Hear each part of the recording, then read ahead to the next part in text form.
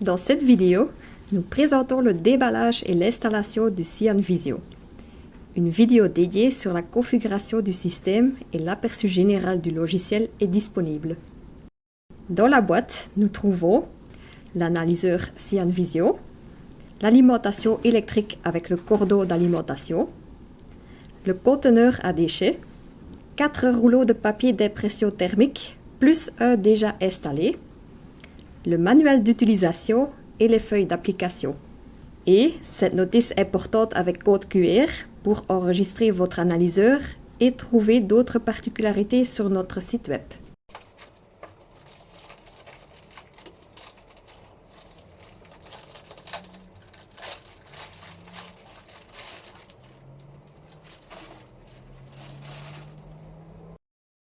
Soulevez le couvercle pour trouver le circuit hydraulique avec la cuve à flux et la cassette de la pompe. Un caractéristique distinctif est la liberté de connecter n'importe quelle taille d'écran ou même un écran tactile.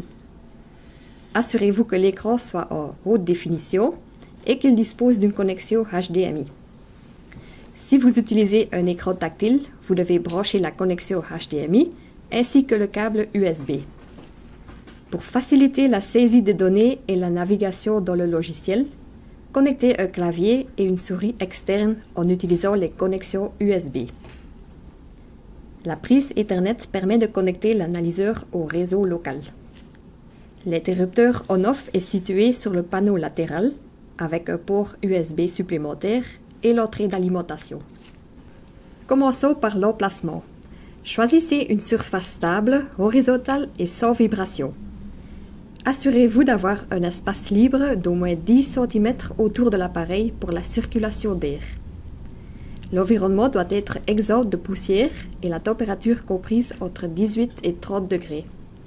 Évitez la lumière directe du soleil et gardez l'appareil hors de la circulation d'air. Assurez-vous d'être au moins 3 mètres des sources de rayonnement électromagnétique comme les récepteurs radio ou les centrifugeuses. L'humidité doit être entre 30 et 70%. Un mauvais emplacement peut avoir un effet négatif sur la performance de l'analyseur. Assurez-vous que l'appareil est éteint avant de brancher les périphériques. Si vous connectez des périphériques alors que l'appareil est allumé, vous devrez le redémarrer.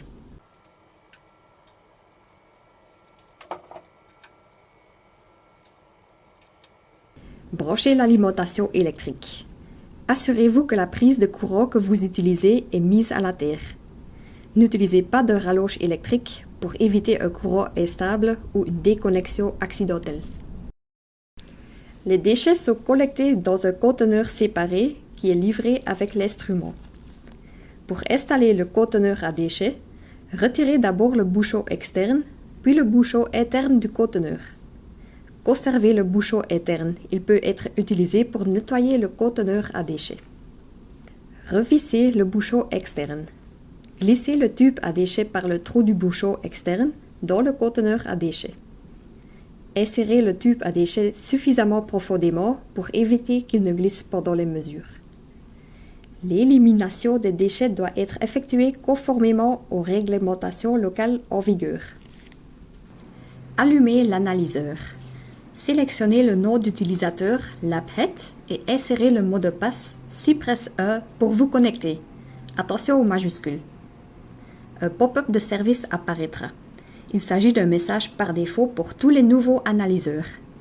Vous devez maintenant effectuer un rinçage, une calibration de la pompe et un auto-zéro. Un technicien de service peut maintenant également réinitialiser tous les compteurs. Allons dans le menu Maintenance. Vous allez maintenant utiliser le système hydraulique pour la première fois. Faites attention aux fuites éventuelles. Vous devez effectuer 3 étapes.